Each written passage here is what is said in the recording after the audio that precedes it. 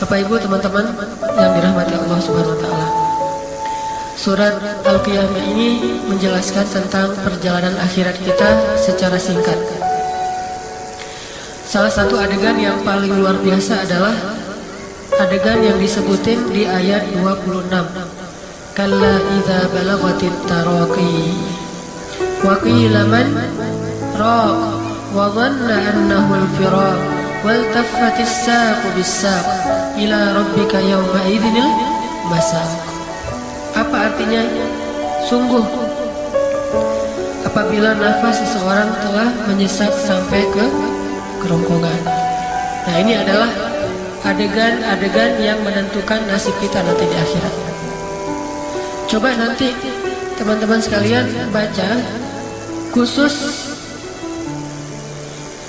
ayat 26 sampai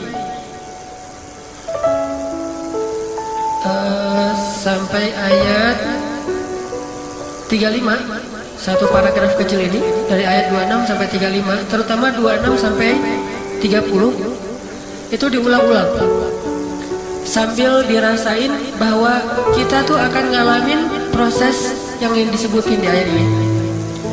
Kita semuanya pasti akan ngerasain gimana rasanya sakaratul maut.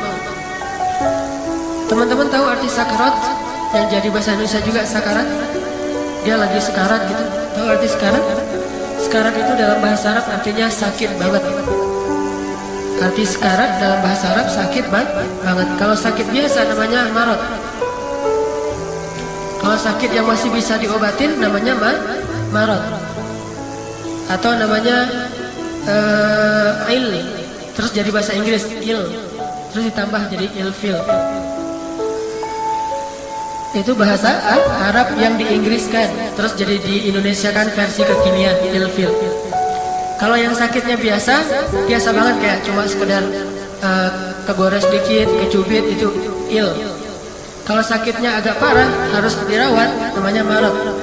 Kalau sakitnya nggak ada obat namanya sakarat. Kalau udah nggak ada obat namanya sakarat.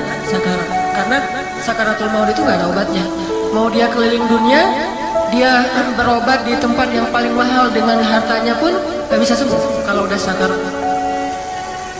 Malah ada orang yang justru karena dia punya uang, dia berobat dengan teknologi canggih, sakaratnya lebih lama. Ada orang yang karena gak punya duit, akhirnya dia gak bisa pakai alat-alat canggih, sakaratnya lebih cepat. Tapi kita gak tahu ya, yang mana yang sakarat, mana yang marat. Kita hanya berikhtiar aja.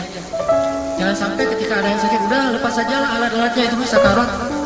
Belum tentu kan? Bisa jadi pas dia seminggu pakai alat itu, setelah itu sembuh, jadi sadar lagi terus jadi sehat lagi. Tapi bisa juga seminggu, sebulan, bahkan ada yang setahun itu sakarat terus. Terus gimana dong? Kita nggak perlu cari tahu. Kita hanya berlindung pada Allah dari sakarat yang sulit. Karena Allah lah yang mentakdirkan dia pakai alat atau enggak. Bisa jadi dia orang kaya, tapi pas dia sakit, ada aja cara Allah untuk buat dia gak usah pakai alat. Akhirnya dia meninggal dalam hitungan jam. Udah aja sakaratnya gak lama. Bisa jadi dia orang miskin, tapi pas sakaratnya lama. Kenapa? Alatnya dari mana? Ada yang kasihan, akhirnya dibayarin biaya rumah sakit segala macam, malah bisa setahun dia pakai alat kayak gitu. Karena kita nggak tahu mana yang marat, mana yang sakarat.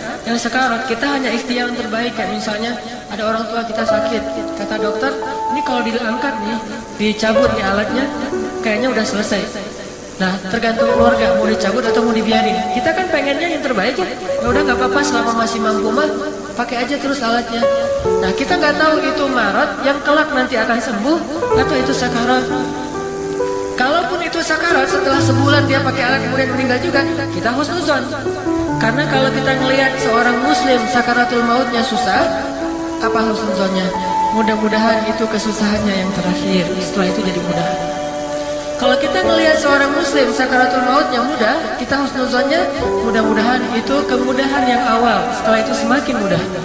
Jadi nggak ada celah buat kita suuzon sama saudara kita. Jangan sampai ada saudara muslim yang lagi sakaratul maut itu kayak berat banget gitu, sampai wajahnya kayak matanya melotot. Kan ada yang meninggal sampai nggak bisa nutup mata gitu ya. Nah, di situ ada amanah dari Allah kepada yang melihat untuk menjaga rahasia. Gak boleh kita ngomongin bahkan kepada pasangan kita. Pak, tahu nggak Pak? Tadi kan mama ngelihat tetangga yang meninggal. Itu mama ikut mentalkinkan. Dan Masya Allah Pak, dia pas meninggalnya nggak bisa nutup mata. Itu kenapa ya Pak? Nggak boleh cerita itu. Karena siapa yang membuka aib saudaranya, nanti Allah buka aibnya di akhirat. Masa kita mau kayak gitu nanti pas akhir hayat kita kebuka juga aibnya oleh orang lain? Kan kita nggak mau banget. Makanya kalau kita ngeliat ada orang meninggal, ada adegan yang agak-agak nggak biasa, tutupi aibnya dengan husnuzon. Kalaupun adegan itu kayaknya nggak pantas banget, kayak aib banget, kita husnuzonnya mudah-mudahan itu aib terakhir, kesusahan terakhir, derita terakhir yang dia alamin sebagai kifarat dosa. Setelah itu dia jadi mudah di akhirat. Jadi orang yang kita omongin sekarang mungkin di kuburnya udah dapat nikmat surga. Ngapain lagi kita masih ngomongin dia? Padahal dia sudah diridhoi Allah. Makanya jangan pernah suuzon kepada orang yang sedang sakaratul maut. Gimana pun beratnya sakaratul maut. Walaupun manusiawi mah, kadang-kadang kita sebel sama orang nih. Ada orang misalnya tetangga sering ganggu tetangga lain gitu, malakin, terus buang sampah di pekarangan kita. Pokoknya sering banget ngeselin tetangga. Pas dia meninggal, kelihatan sakaratnya susah. Tetangga pada kayak bersyukur gitu kan. Tuh rasain. Makanya jadi orang tuh jangan macam-macam sama tetangga. Terus diceritain ke tetangga yang lain. Tuh kan Bu, bener ya. Orang kalau nggak baik sama tetangga tuh akhir hayatnya kayak gitu. Gak boleh kita cerita yang buruk tentang orang yang sudah wafat. Karena kita nggak tahu persis nasib dia di akhirat kayak gimana. Kita hanya bisa mengambil pelajaran. Tapi aib nggak boleh dibuka. Pelajarannya apa? Ya, semua kita pasti akan wafat. Gimana pun kita baik, meninggal. Jahat, meninggal. Sama aja. Orang baik meninggal, orang jahat meninggal. Kalau gitu mending orang baik aja. Kalau sama-sama meninggal. Gak ada gara-gara dia jahat, gara-gara dia banyak pengikut, gara-gara dia orang yang berkuasa, terus gak meninggal-meninggal. Enggak. Fir'aun kurang berkuasa apa di muka bumi? Kalau Allah menyebutkan raja di muka bumi paling hebat itu cuma ada 3 Bu. 1 mukmin, 4, 2 mukmin, 2 kafir. 4 raja terhebat di muka bumi. 1 Sulaiman, 2 Dzulqarnain, 3 Firaun, 4 Namrud. Cuma 4 raja itu yang paling hebat di muka bumi. Yang lain mau Romawi, Persia segala macam, gak ada yang sedahsyat 4 orang ini. Dalam sejarah Islam banyak raja-raja hebat, gak ada yang sedahsyat Sulaiman dan Dzulqarnain secara kekuasaan. Tapi kalau secara kesolihan Allah lebih tahu. Begitu juga raja-raja yang zalim, Persia, Romawi di masa dulu yang membunuh banyak orang, nggak ada yang lebih zalim daripada Namrud dan Firaun. Toh tuh 4 raja ini semuanya wafat. Yang paling baik wafat, yang paling jahat juga wafat.